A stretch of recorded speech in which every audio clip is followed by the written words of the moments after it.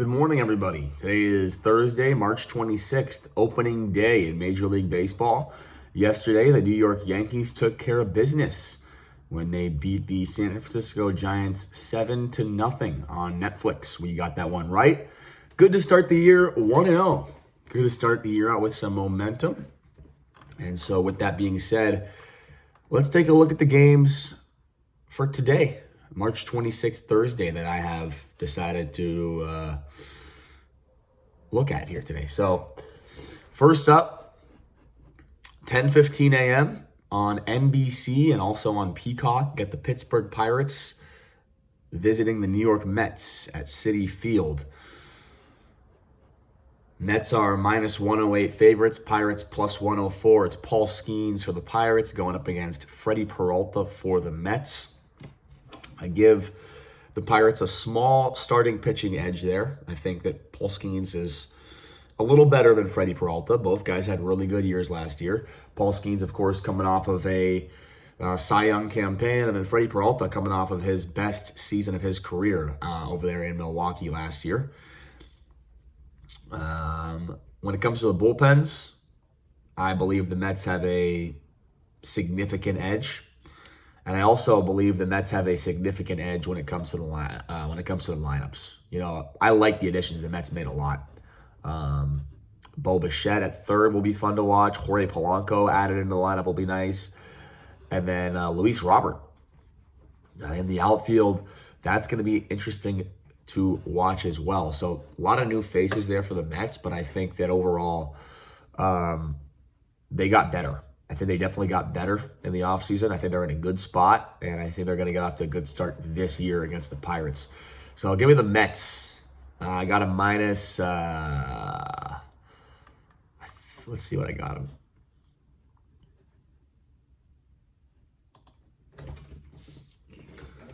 I got the Mets at minus 108. Yeah, I got the Mets at minus 108. For 0.8 units. All right, moving on. We got the White Sox in Milwaukee. Chicago White Sox at the Milwaukee Brewers. It's Shane Smith for the White Sox going up against Jacob Misiorowski for the Milwaukee Brewers. White Sox are big underdogs, plus 163 on the money line. And when you look at this game a little bit deeper, I think the Brewers are definitely going to take a step back this year. They lost Freddie Peralta. Now you're relying on Jacob Misiorowski to lead the rotation.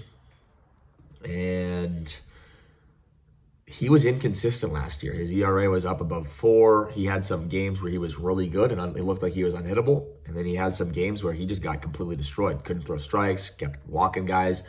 And I think that's what we're going to see from him again. He's a very inconsistent pitcher. Sometimes he looks really good. Other times he does not look good. And, you know, when you look at the entire body of work, I think him and Shane Smith are very, very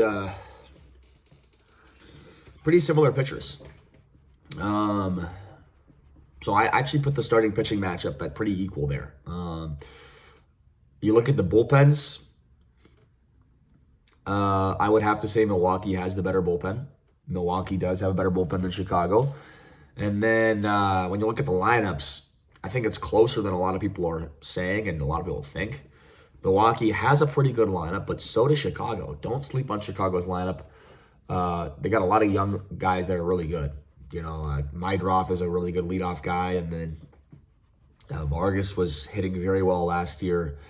At the end of the year, it is going to hurt if they don't have Robert anymore, but they added in some other pop. Let's just take a look here what they have, what they're working with. So Mydroth, Colson Montgomery is one of their young guys that's coming up. He struggled though in spring training. Munetaka Murakami, that's the exciting guy that they brought in. You know, they got Benintendi, they got Hayes. Edgar Caro is another guy, another young guy, batting .538 in spring training. So they've got a lot of young guys. They got a lot of young players, and I think that their lineup is better than what a lot of people give them credit for. So I don't think that Milwaukee should be favored by as much as they are favored by. I think that the line is a little bit lopsided. I think the White Sox have a chance to win this game. And so I put half a unit on the White Sox to win at plus 160. And then also half a unit on the White Sox to keep the game within a 2-run margin. Well, actually a 1.5-run margin. Chicago White Sox plus 1.5 runs on the spread for half a unit. So splitting up my unit between the White Sox money line and the White Sox plus the 1.5 runs. And that way, if the White Sox win the game, we win both bets. If the White Sox lose by 1, then we are going to be even. And then, the only way we lose money here is if the White Sox lose by 2 or more. So I think that the White Sox are going to keep this one close. As I said, I think the starting pitching matchup is equal. I think the bullpen edge, you give it a slight edge to the Milwaukee Brewers, and then the lineups, I think they're pretty close to equal. So, give me the White Sox at a good value here. All right, moving on. We head up to Baltimore. The Minnesota Twins are visiting the Baltimore Orioles. Joe Ryan versus Trevor Rogers, a really good pitching matchup in this one. And I like the additions that Baltimore made. Pete Alonso in the middle of that lineup. Let's just go ahead and pull it up here just so we can, take a look. So, Pete Alonso's going to be batting third. You got Taylor Ward, who's going to be up there at the top of the order. He had a great year last year for the Angels. I know him pretty well, of course. And then Tyler O'Neill, really, really good addition. So 3 really good hitters they've added, and then they've got this young guy, Basayo, who's going to be in there. He hit well in spring. They got all the young guys, Kobe Mayo, Colton Cowser, Blaze Alexander. So a lot of young guys that are going to be coming in trying to make an impact, and I like their lineup. I think their lineup is really solid. I think they have a better lineup than Minnesota. I think they, in this game. Also, when I looked at the bullpens here,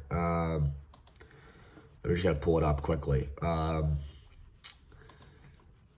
Minnesota, I'm not really impressed by their bullpen. I think they have a pretty bad, pretty weak bullpen.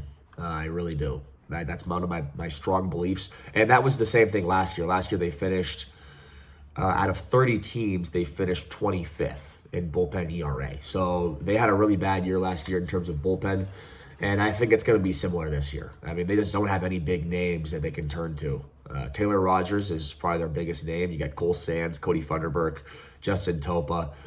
These guys aren't good. Eric Orzi, these guys are not good guys to bring out of the bullpen.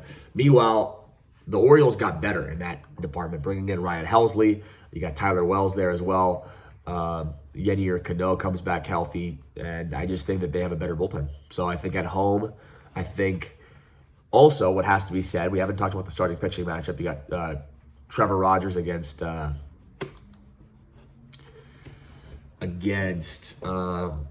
Rogers, You got Trevor Rogers up against, who is it? Oh, yeah, Joe Ryan. Both guys had great years last year, okay? Don't get me wrong, but Trevor Rogers' numbers were slightly better. I don't want to just go out on a limb and say that Trevor Rogers is better than Joe Ryan. But, I mean, this Minnesota offense is pretty bad, especially on the road against lefties. There's quite a few hitters in there that don't hit lefties very well. And I think Trevor Rogers, coming off of the best year of his career last year, looking to build on that, getting the opening day start here at home. I think he's going to pitch well. I think he pitches well to this Minnesota lineup. Last year, this Minnesota lineup on the road against lefties, let's take a look at how they hit. They were worse on the road last year. They were, their splits against right and left-handed pitching were pretty insignificant, but they were worse on the road for sure. This is a spot where they're on the road, tough road spot. I think the Orioles are going to win this game. So I got the Orioles to win the game at -127 for 1.1 units. Excuse me, I really got to blow my nose. I'm so sorry. I wish I would have done this before I had started the video.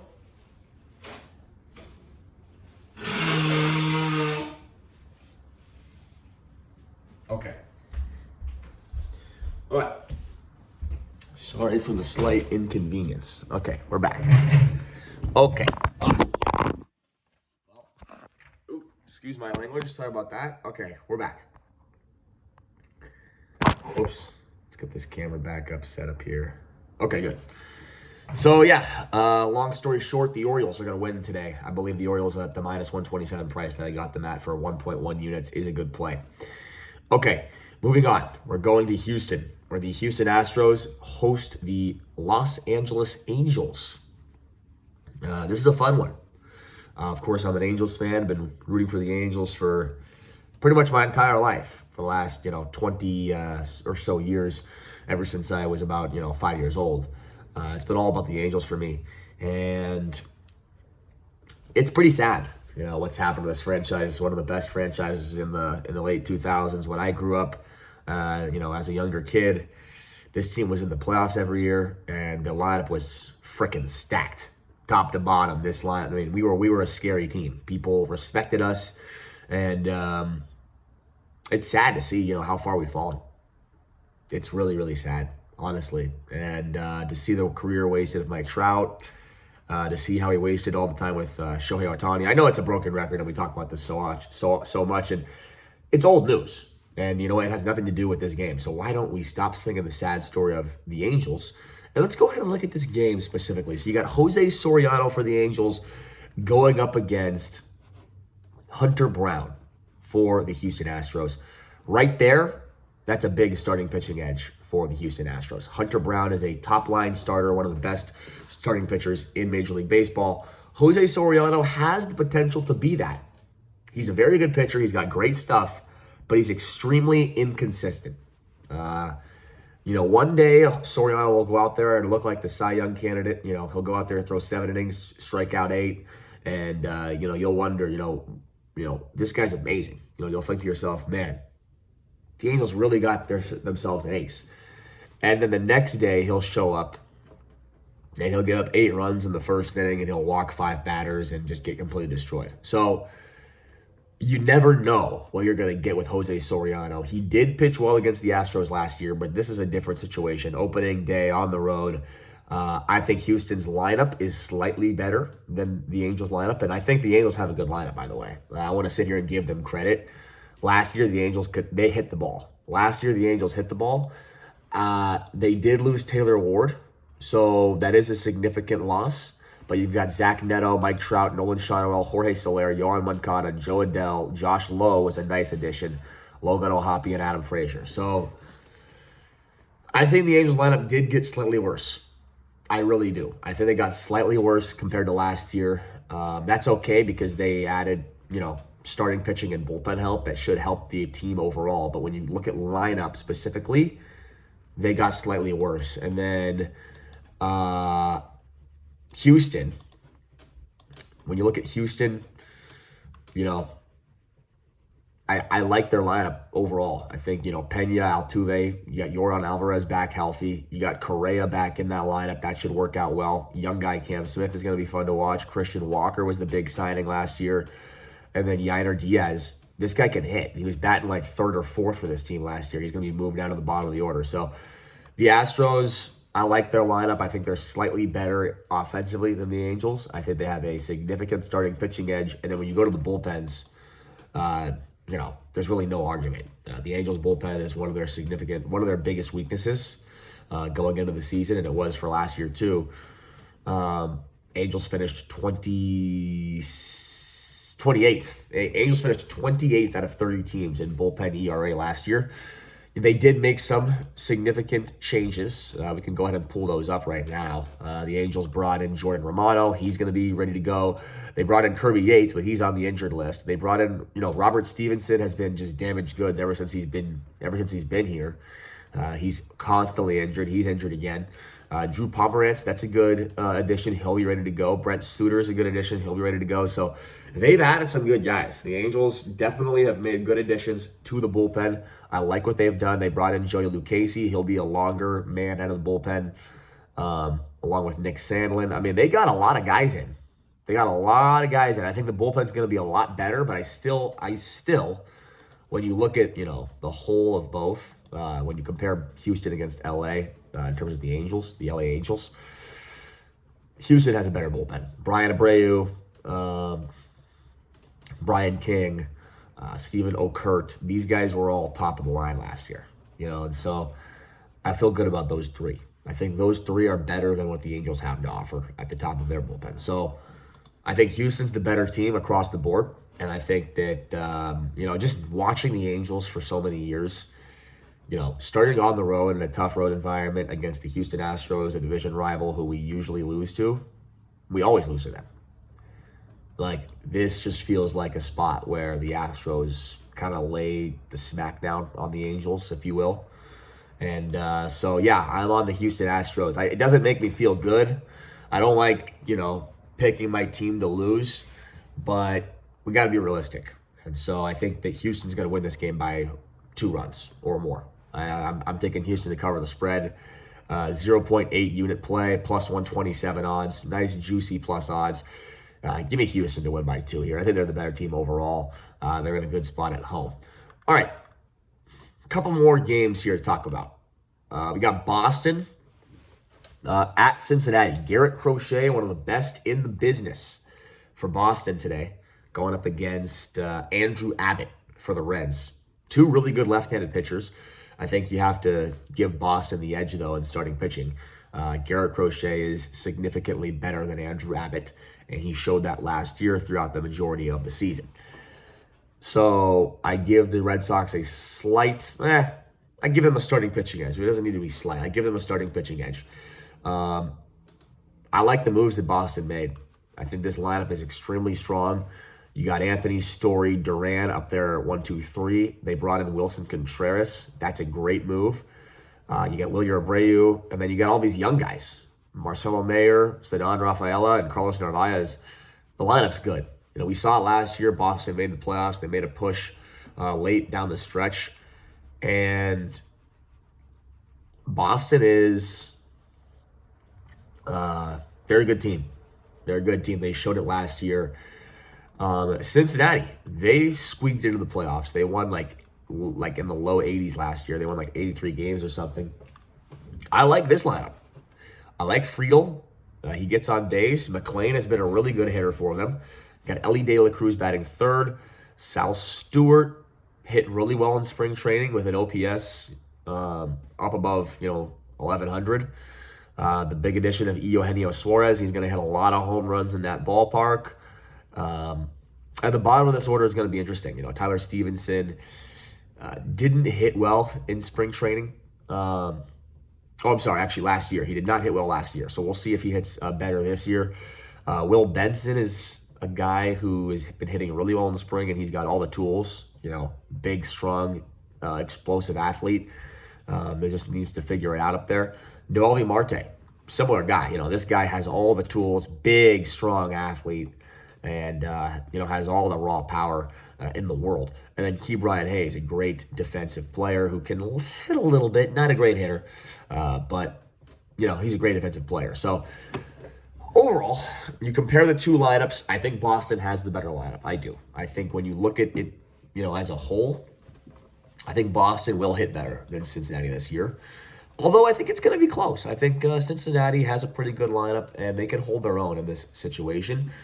Where I see the big edge is obviously in the starting pitching matchup, which we already discussed, and then also in the bullpens.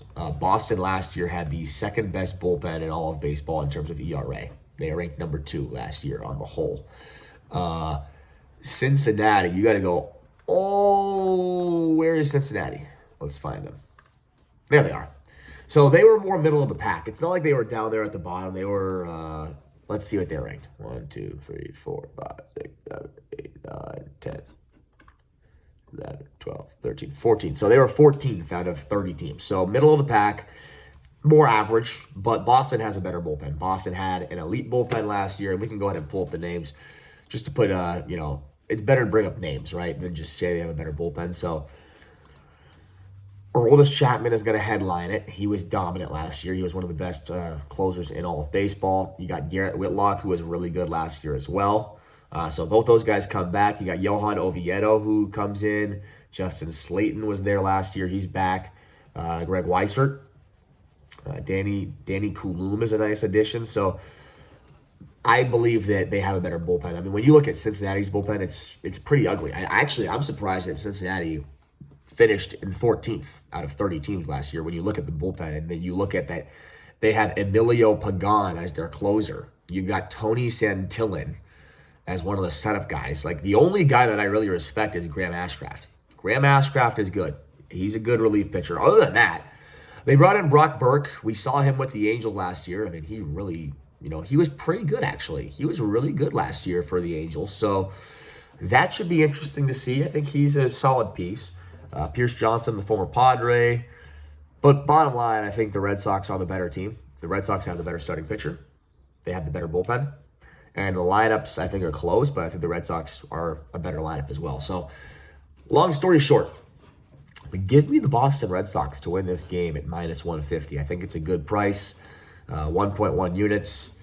And, yeah, I think they get off to a good start here. I think they're going to be a good team again. I think they're going to be right in the mix to get back into the playoffs. And they've got a chance to win that American League East division if they go on a run. So it's possible. It's certainly possible.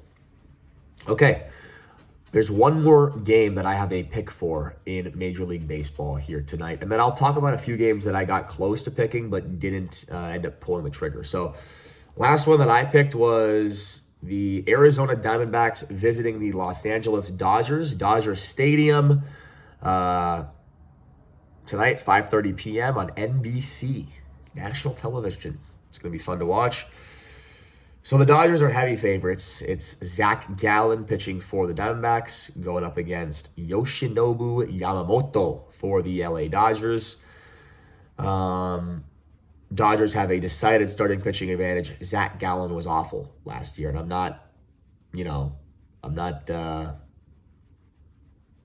point is, he was horrible last year. We'll just leave it at that. It's early in the morning. Sorry. He was horrible. He was horrible last year. Yoshi Yamamoto has been very good for quite a while now. He's a very consistent pitcher, and I give the Dodgers a decided starting pitching advantage there. You look at the lineups, and, not much needs to be said. The Dodgers won the World Series the last 2 years in a row. They bring in Kyle Tucker. This is the best lineup in baseball.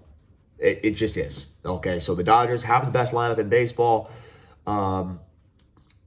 The Diamondbacks, they have a good team. I think that they're going to be able to compete for a wild card in the National League. But on the road in LA with the Dodgers ace on the mound, I think this is a smash spot for the Dodgers. I think the Dodgers also have the better bullpen. When you look at Arizona last year by the ranks in terms of bullpen, they were ranked 27th out of 30 teams. The Dodgers weren't very good either. The Dodgers were down there in the bottom 10. But they did make some additions. The Dodgers did bolster the bullpen. We're going to bring that up right now for you. Edwin Diaz. Eddie Diaz. That's a pretty big addition, I would say. One of the best closers in the game. And then you got Tanner Scott, who is pitching better. Seems like he's kind of put his struggles behind him. Vesia is obviously a really, really reliable option. And so with those top three guys, I think that they have a much better setup than Arizona. Arizona's bullpen is really bad.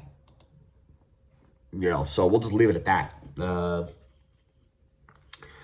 I believe the Dodgers are going to win this game. I think they run away with it. I think the Dodgers are going to win by 2 at least. So give me the Dodgers minus 1.5 runs at minus 113 odds for 1.05 units. So that's it. Those are my picks for baseball today. The Mets to win over the Pirates, the White Sox to win over the Brewers, the Orioles to win over the Twins, the Astros to win by 2 or more runs over the Angels, the Red Sox to win over the Reds, and the Dodgers to win by 2 or more runs over the Diamondbacks. Now, there were 2 games that I thought about picking that I didn't end up actually doing, and I want to talk about those right now really quickly. So the first one that I was really close was the Tigers against the Padres, and this one I kept going back and forth on.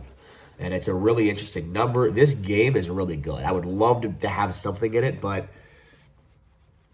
I don't think the number, I just can't get a solid grasp on this number. So it's Tarek Skubal pitching for the Detroit Tigers, going up against Nick Pivetta for the San Diego Padres. And so let's just go ahead and break down the matchup. Tarek Skubal is better than Nick Pivetta, okay? That is pretty common sense. Everybody believes that. Everybody agrees, okay?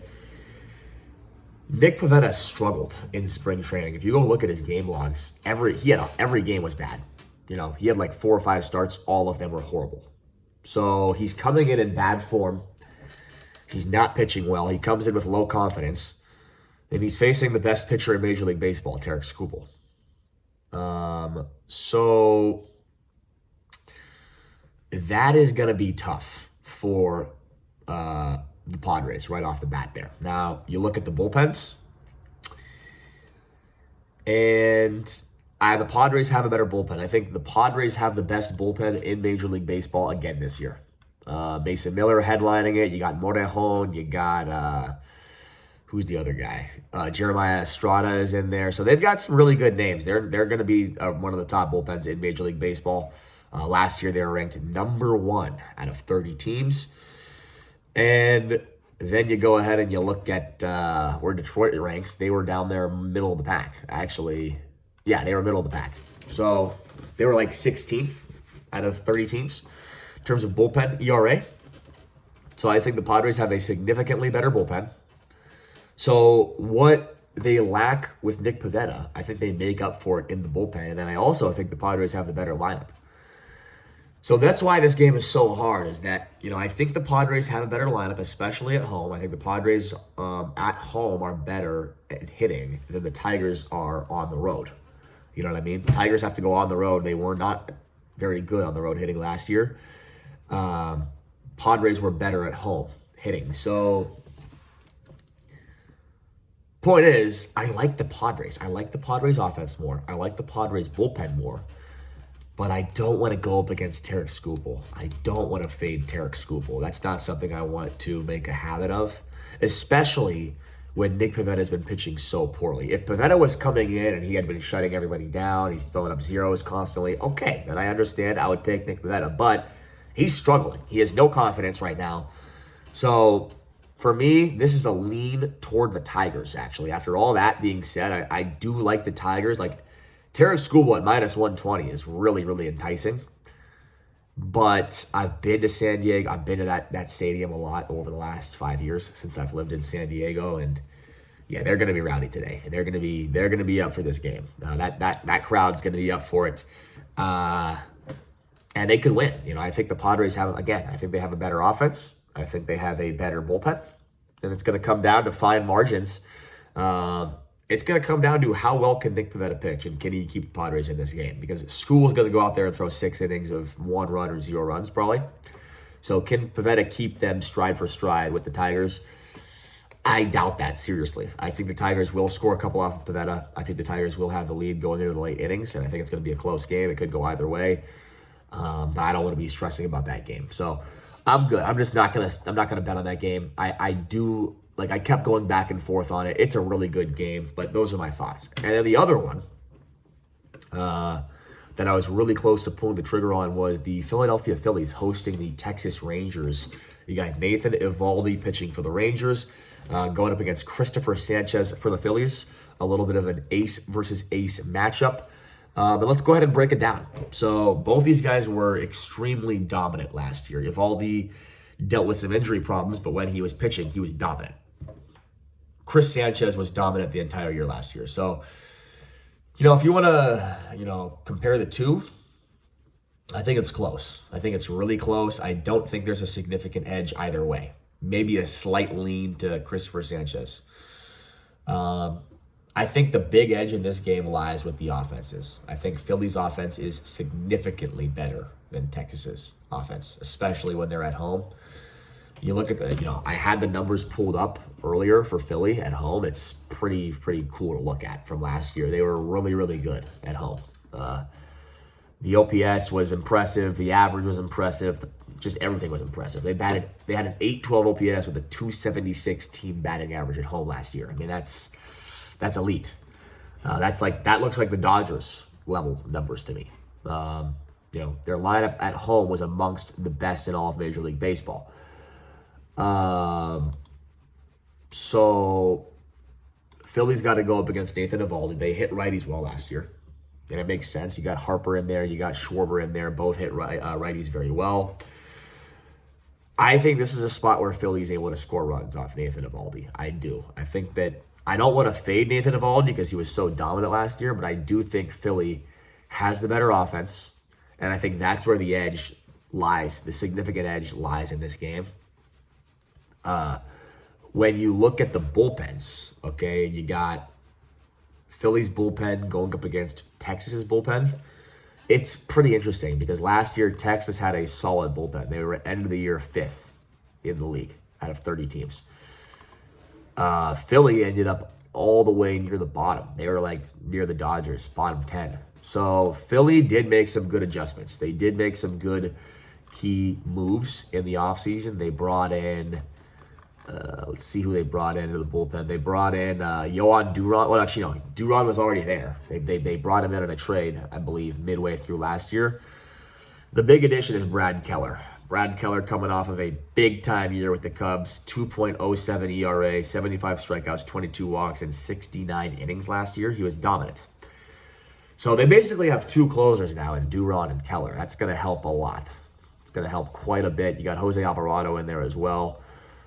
So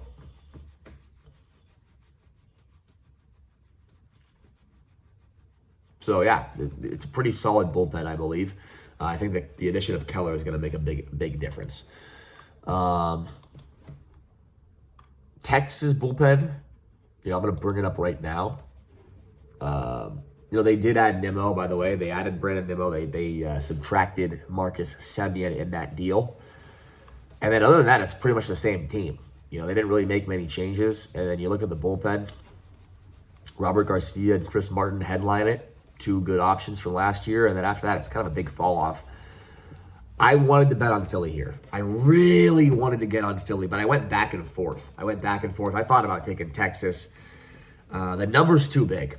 Minus 150 is too big to fade Nathan Eovaldi. I cannot go against Nathan Eovaldi at minus 150. I just wouldn't feel good about it. I think the game is closer to a 50-50. I think the game is more like I think it should be more like minus 120, minus 125. So I would take the Rangers. I would. I would be on the Rangers if it wasn't for this. They last year had one of the worst offenses in Major League Baseball. They could not hit the baseball. And, it doesn't get any easier going up against one of the best pitchers in the game, Christopher Sanchez. And they couldn't hit lefties last year. They were horrific against lefties. 225 batting average, 653 OPS against left-hand pitching in 2025.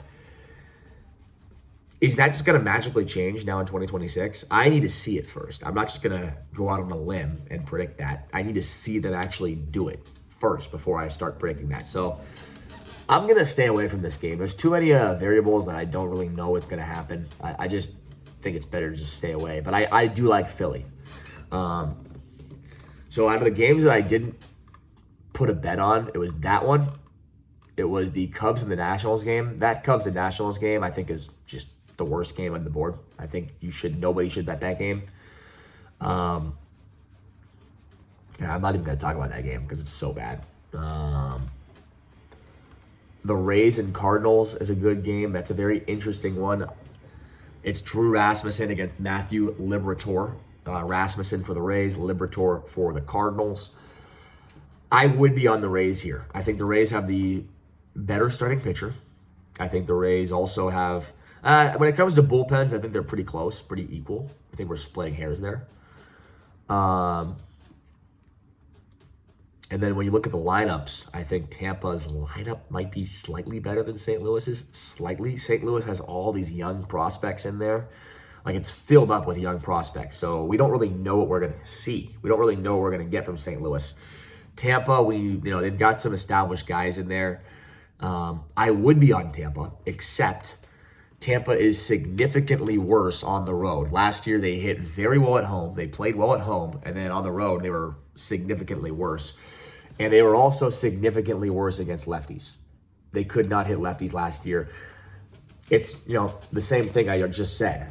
They're going to have to show me that they can do it before I'm going to go out on a limb and pick them to win a game laying juice on the road. So that's about it. Those are my thoughts on every single game. Oh, the one other game I didn't talk about. Cleveland Guardians at Seattle. And again, excuse me, I got to blow my nose again. It's very annoying. This time of year, the allergies, they get me. They get me hard. So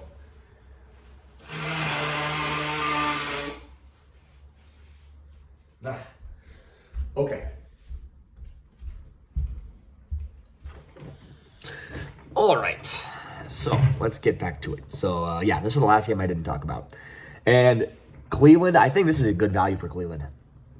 It's Tanner Bybee for the Guardians going up against Logan Gilbert for the Mariners. I'm seeing a minus 170 for the Mariners, plus 163 for the Guardians. I think the line's way too heavy in favor of the Mariners. I don't see it being that big. I think these are two really good pitching staffs. If you compare Bybee to Gilbert, I think Gilbert's a better pitcher. I definitely give Gilbert the starting pitching edge. When it comes to bullpens, Cleveland probably has the better bullpen, but it's close. It's really close. I think that you're splitting hairs there. I think both teams have really strong bullpens. So it comes down to the lineups. And, this Cleveland lineup is really bad. We talked about that last year a lot, and we're going to continue to talk about it. Their offense is really, really bad. They don't have anybody except for Jose Ramirez that can actually hit. And that's a problem because then teams just pitch around the guy and they don't pitch to him. And it's, frustrating to watch as a fan. So, I don't like their lineup. I think it's still really bad. They didn't make any improvements on that front. And then Seattle, they've got a really, really strong lineup again. I like the addition of Brendan Donovan. He should fill in nicely for the moving on of Jorge Polanco. Obviously, Cal Raleigh is coming off of a great year. Julio Rodriguez, Josh Naylor, Randy Arozarena, Luke Raley. If they got a good lineup, I think they have a better lineup. And I think that they should be favored in the game. But the price at minus 170 is a little absurd. So I don't think it's that much. Like, when I give them a starting pitching edge, I give them the bullpen edge. Bullpen, actually, I might have to give to Cleveland. I don't know. Cleveland's bullpen is really weird. There's no, there's no Emmanuel Clase anymore, so it's going to be Cade Smith as the closer. He's very good, but then it definitely thins out. So I'm not high on Cleveland, and I just don't want to bet on them here on the road. I think Seattle's the better team. I think Seattle should be favored, but I don't think they should be favored by that much. So, yeah, those are all the games I didn't bet on. So if you were interested, those are all of those. But one more time, I want to recap the ones that I did go ahead and pick and, did actually put my money on. So the Mets to win this game, Mets money line, minus 108 for 0.8 units. White Sox money line, 0.5 units at plus 160. Also, White Sox plus 1.5 runs at minus 122 for half a unit. Baltimore Orioles minus 127 on the money line for 1.1 units. Houston Astros minus 1.5 runs at plus 127 for 0.8 units. 0.8 units. Boston Red Sox money line minus 150 for 1.1 units. And then finally, last but not least, LA Dodgers minus 1.5 runs at minus 113 odds for 1.1 units. Thanks for watching, guys. We're 1-0 after last night, thanks to the Yankees getting that win over San Francisco on the year. So we're over here profitable so far through one game this season. let's make it 2 profitable days in a row in the MLB streets. Hope you all enjoyed the video. Thanks for watching. Let me know if you agree with my picks in the comment section below. I would love to hear what you guys think about each and every game. I will respond to every comment. So go ahead, leave a like, leave a comment, give me your thoughts. I love discussing interesting ideas about sports. So yeah, let me know what you guys think about your favorite teams, about your favorite teams that you're betting on here today. And I'll be back tomorrow with another video, with another video. So until then, good luck to everybody. Hope you enjoyed, and stay safe out there.